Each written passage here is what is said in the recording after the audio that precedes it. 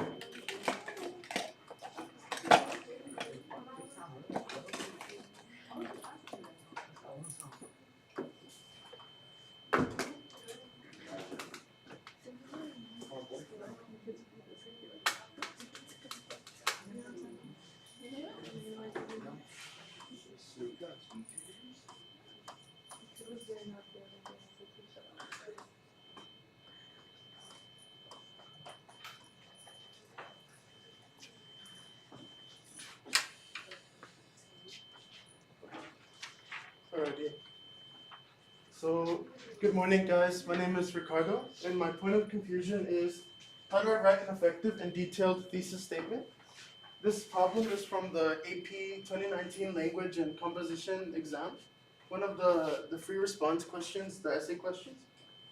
And I want to know how I can write my thesis statement a little better so that I could answer the question, the essay prompt. The first essay is about writing a thesis statement to say what importance factors should be considered when an agency or company is trying to create a wind farm. What are some factors that they should consider? And there's 6 total sources that they provide us, 6 different articles, but we can use at least a minimum of 3 different sources. So we don't have to use all of them. We don't even have to read all of them because this is a 55-minute timed essay. So in those 55 minutes, you have to look through all of the different articles and write your essay. So a lot of things to do in a short amount of time. So I'm trying to know how I can better improve my information gathering and how I can write the thesis statement all in that short time. So if anyone has any suggestions, please let me know. But from here, I wrote out what I know already is from the sources. I looked at all the different titles. I didn't want to read all of them exactly, but at least pick out like the main points from them. The first one is a picture of a wind farm. The second one is explaining how do wind turbines work. The third one is more cons and negative effects that wind energy and the production of wind farms could produce. And then D is the effects, pros, and benefits of having a wind farm. And then E is the production conflicts, and F is the energy input and the cost to produce a wind farm. And those wind farms are just like you guys have seen, maybe going more towards like Tehachapi, all the, like over there, Rosamond and stuff. You guys can see sometimes like the windmills, the wind turbines. So a farm is having those, but a whole lot of them in a certain plot of land to produce a lot of energy. And yeah, you guys can let me know how can I write a thesis statement?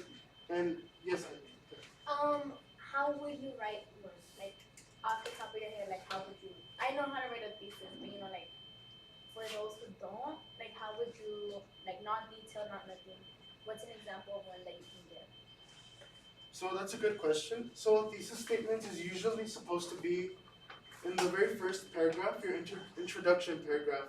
It's the one single sentence that you put in your introduction paragraph that answers what the essay is asking you to write about. So that's kind of like in one sentence, the position that you're taking for the arguments for your essay. And you're basically kind of summarizing all of the points that you will discuss later on in your body paragraphs. So for example, like something simple could be like what are the question could be like, take a position on unhealthy eating or like eating too much fast food. You would say, based on the articles I have, my position is that people should not eat fast food so much because they can gain more weight, get some unhealthy like health detriments. In that sentence, you would put a comma, and then your other point, comma, your other point, and you're basically given like 3 or 4 points about what you're going to describe later on in the essay. Alright, time now. Are you going to be doing like a typical 5-paragraph essay? Yes, usually it doesn't say in the requirements, but it's always usually best recommended that you guys try to do a 5-paragraph essay at the least. So it would be the one introduction, 3 body paragraphs, and then the final, the conclusion paragraph. And then the 3 body paragraphs, that's where you would normally, you would provide what your individual points were, but go into more detail into the sources that you have. And then Pat? So based off, we already know that we need 5 paragraphs, or at least you want to write 5 paragraphs, and we know that you need 3 main points at least. So do you think you can start by, I guess, thinking of some main points that you want to add, so we can base your thesis off of that? Yeah, so I was looking at the articles, and like I said, I didn't read through them exactly, like all fully, because of the limited time. But what I got from the main idea of all of them is that most of them talked about there's a certain cost that it takes to produce and build all the wind farms, the wind turbines. So I think companies should, number 1, consider the cost to produce the farm. Number 2, I think another point could be how much energy is actually being obtained from the wind farms. So that would be like a very important thing for companies to want to know, because if they're building this, then it's because they want to get that energy and that money and save money. So they would want to know that right off the bat. And then 3, I think any negative effects, maybe things that they should consider, like is there like maybe like an animal habitat that's there like already, like what kind of land am I going to be building on, or like should I have to like secure any contracts or things like that, permission to be able to build. So I think those 3 points, the cost to build them, the energy being obtained, and then any other things to consider, like negative impacts that it could possibly have on like the land itself. Do you think that your thesis statement should be more evidence and like factual than opinions, or do you think it should be more opinion than factual? That's a great question. I think in this case, this essay is, since it provided a lot of statistics, data, and facts, then I think we should stick mostly to an informational, just like objective type of essay. Although you could give like your opinion a little bit if you feel a certain way and have a strong opinion about something. But mostly we'll try to refrain from that So a lot of times I would like to also recommend that when you guys are writing, don't really say I think or I believe. Just say it like right off the bat, like, oh, they should do this or the company should do this. Even though you might not be like entirely sure yourself, it sounds more confident if you just start your sentence by just stating it obviously like already. Instead of just saying I think or I believe or maybe it would be a good idea. Like you should sound a little more sure of what you're saying. Yes. Do you have any more ways of being more confident in your essays? I think, yeah, like I said, so just providing the facts, providing the information, without so much like extra. Sometimes people call it like filler or like just things to kind of like push in your writing to make it sound like fancier. A lot of times people also stress out by trying to provide like very high level vocab and like very high level words and advanced writing and stuff. But with these types of essays, especially because of the time, then you don't really have that much time to be writing in like very complex, like very fancy ways. Although you might want to, and you may have been like taught that by your teachers and stuff. This is like a different type of writing, and so the main thing that the AP grading people, the people that are grading the exams, they'll be trying to just look for the way that you answered the question, not so much like if it was like a very like detailed paragraph or anything.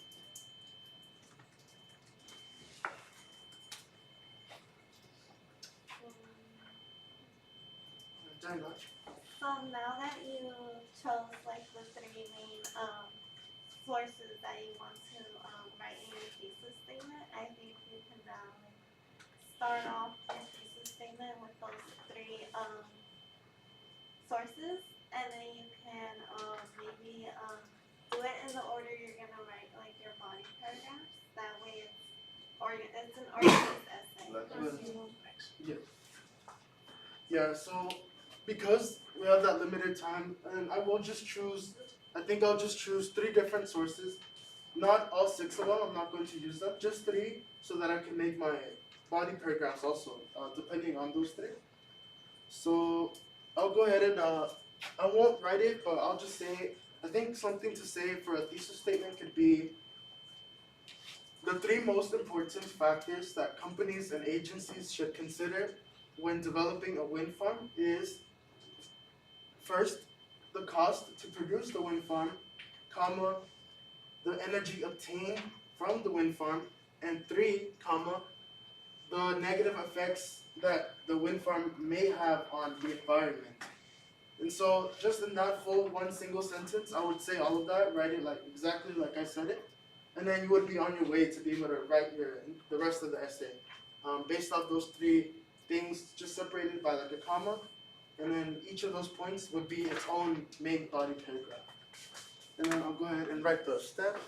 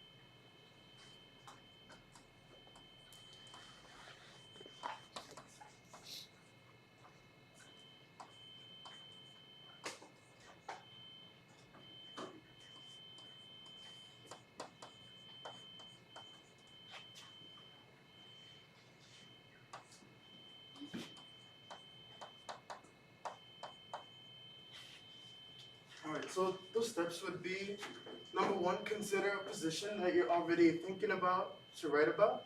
Two, briefly analyze the sources. At least read the titles, skim through information, highlight, underline certain data that may be calling out to you. And then four, take a position and write one single sentence thesis statement that uses the three sources or the 3 points that you got from the entire sources. All right, then thank you, everyone.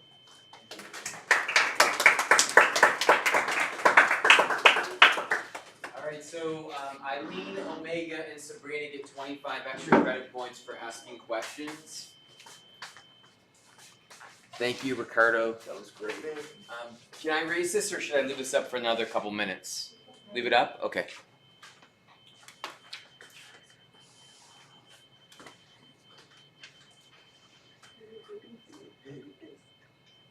So these are really good notes, obviously, because the assignment that you're working on this week is a college essay. So learning how to write an effective and detailed thesis statement is actually very timely.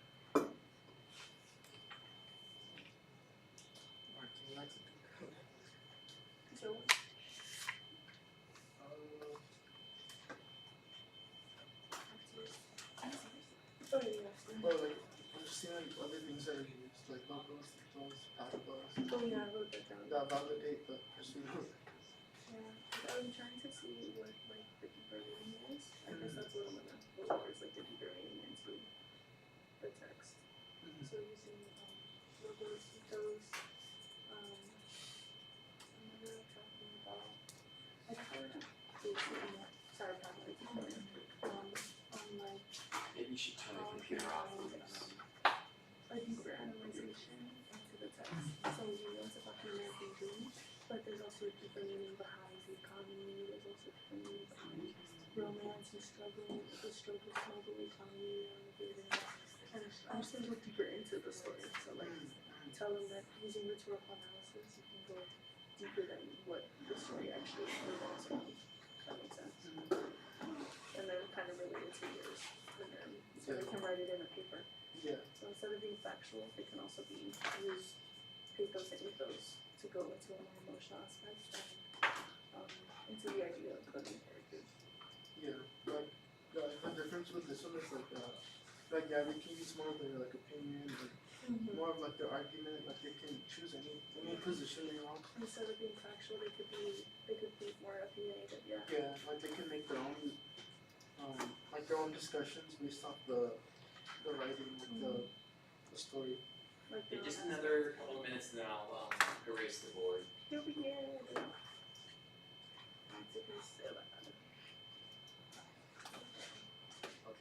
Is anyone still ready? Okay, let me erase the board then.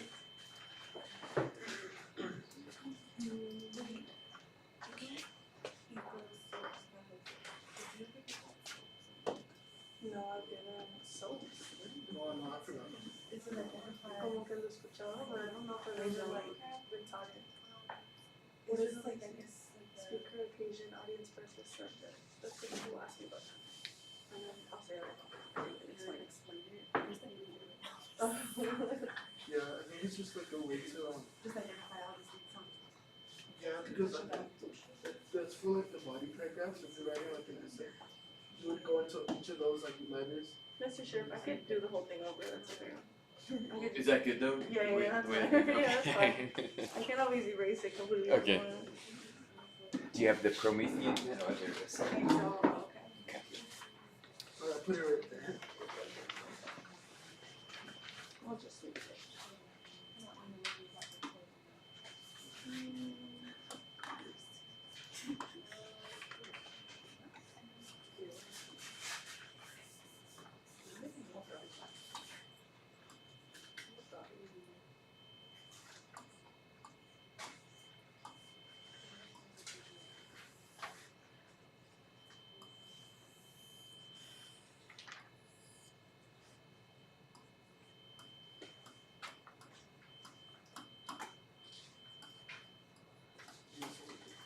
We're basing it off the reader. So we looked up like things about what happens in like specific they use, Oh, like ethos, passion.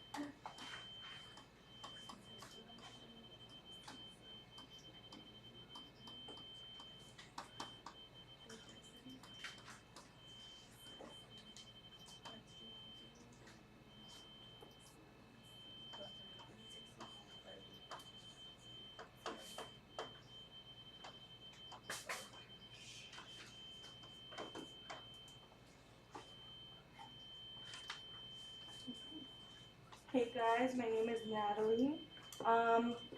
My point of confusion is how can I analyze within the text of a story using rhetorical analysis? And my example, or what I am going to use to answer this question, is The Great Gatsby. So I know most of you guys are familiar with that, so I wanted to use that as an example to see if you guys can kind of analyze with me in the text. So my use, or my, I guess, vocabulary would be literary devices and rhetorical analysis. So those are two really important things that I can use to analyze within the text, but I am still confused on how I can truly dive deep into the story using rhetorical analysis. If anyone has any questions. Yes. What do you mean by rhetorical analysis? So going into rhetorical analysis, I mean diving deeper into the story using literary devices or the devices that could be used within a story. So examples include tools used by an author like color, theme, similes, metaphors, which are used a lot by Scott Fitzgerald. So are you trying to use a device now? I'm kind of trying to find how I can analyze deeper using the devices. So the devices like, for example, when the narrator, his name is Nick, when the narrator talks about the eyes of God, in the film we see the eyes of God in a billboard. I guess that's one example using a device being imagery. Okay. Mm-hmm. So you're talking such as emotional appeal, Yeah, which that's Devices really such good that as you mention those, it right? because that's actually using pathos and ethos, which is a really good question. So using pathos, that's the emotional aspect. So talking about God, I guess that's more personal and emotional. So that's using pathos. Do you guys know what pathos and ethos is? Kind of. that was gonna be my next question, if you can kind of go over ethos. You wanted me to go deeper into pathos and Just like ethos? the definition. Yeah, okay. So pathos is the emotional aspect when using analyzation and rhetorical analysis, and it appeals to effective emotion onto a character onto the reader. So if a reader is feeling sad or mad, the author is pinpointing that to the reader to where they can understand the emotions of the character. And then ethos is the characteristic aspect. So this appeals to the idea of thoughts or argument of a character. So if the author is writing on a character who has an opinion on, I don't know, something in the Gatsby, for example, if they have an idea on Gatsby, like for example, one says, I heard Gatsby killed a man. That's something that a reader can relate if they believe the same thing using ethos.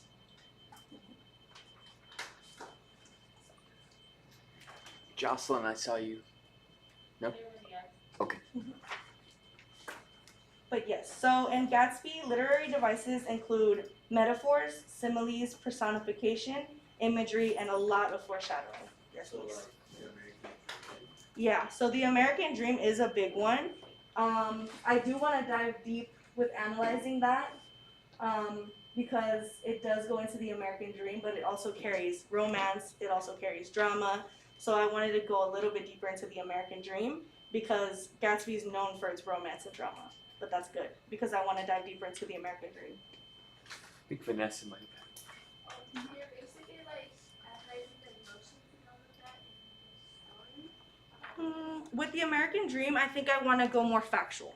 So how he's involved with the struggle smuggle economy. So he goes from, I guess, being a nobody to being a somebody, but who is unknown, if that makes sense. Is this a way we can use the story to inspire us in our way to have our own personal growth?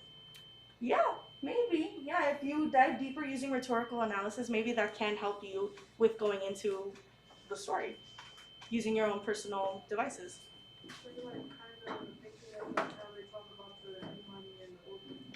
I'm sorry, can you repeat that? Yes, exactly. We can kind of relate to it using a deeper sense of rhetorical analysis. That's good. Thank you. That's helping me. Luis, you have a question? It's okay. You had a question?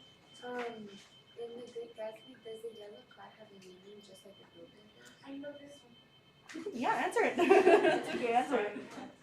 Can I take all the notes for it? Yeah, that's okay. Does anyone else have a comment or question while she's helping me out there? Focus on like different colors too. Yeah, so that's a good example of imagery that helps me a lot with analyzing using rhetorical analysis because, for example, they mentioned the yellow car, I believe it was. Yeah, exactly. It kind of foreshadows for me to understand that when I'm diving deeper into analyzation. Omega, did you have a question? Yeah, so like sometimes while reading, you hear things or like see things that are like, oh, I know that that's something, but I don't know what it is at that point in time while reading it. So I'd say like write it down. Yeah. Reading, Mhm. so you can come back to it. Yeah, that can help me a lot too with analyzing because I can annotate. So that's really good. That'll help me a lot to answer my question. Do you know how Gatsby's work isn't known because he doesn't speak about it? It's the meaning of his yellow card means corruption because he doesn't like speaking of what he works like that, nor where his money comes from. I didn't know that. That helped me a lot. You guys helped me a lot to answer my question. So using that, I can analyze within the text. So talking about the colors, talking about the imagery, the American Dream, that helped me a lot. Does anybody else have any questions or comments? Do you think that using rhetorical analysis can help you out in essay writing when you're trying to write an essay? Yeah, for sure. So like yours was more factual, this can be more opinionated. So somebody can talk about how the love of his life, Gatsby's love of his life, Daisy, they can talk about who they believe is on the better aspect, who is correct in this story. Or if they believe Gatsby deserved, his death. If you guys don't know that, sorry, spoiler. Yeah, sorry. Things like that can help me in an opinionated essay. So like you use it to talk about whether or not you believe Gatsby,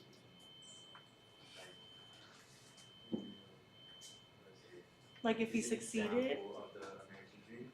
Yeah, definitely. I think that'll help me a lot with analyzing to see if he was deserving of the dream that he ended up with. Good.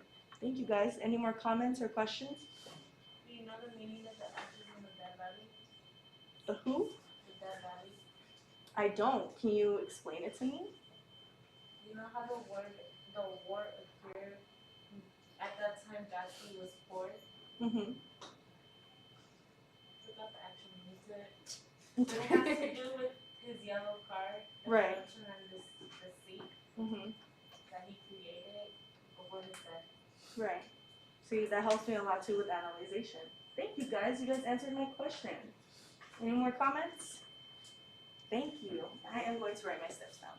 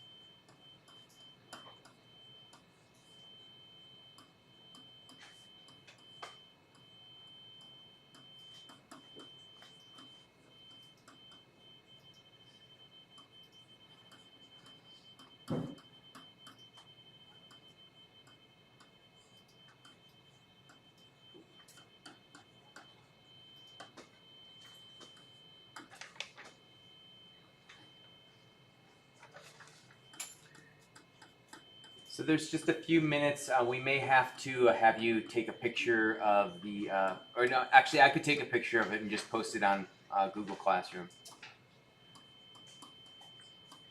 And then that would mean that you would have homework tonight, basically.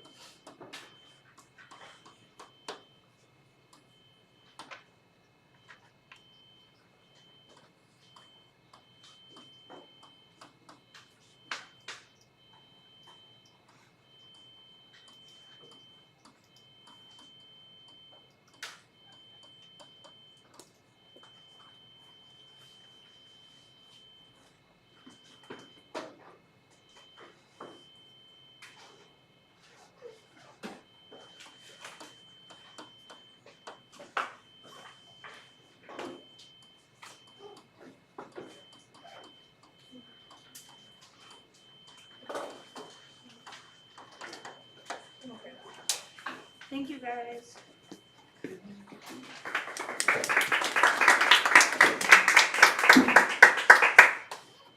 All right, I'm gonna take a picture of this and I'll put it on Google Classroom.